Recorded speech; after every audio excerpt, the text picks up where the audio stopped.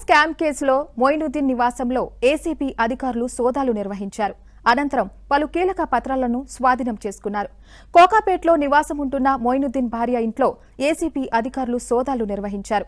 ఈ సోదాల్లో భాగంగా మొయినుద్దీన్ నుంచి భార్య ఖాతాకు భారీగా నగదు బదిలీ అయినట్టు ఏసీబీ అధికారులు గుర్తించారు. ప్రస్తుతం మొయినుద్దీన్ అతని కుమారుడు దుబాయ్లో ఉంటున్నట్లు అధికారులు తెలిపారు.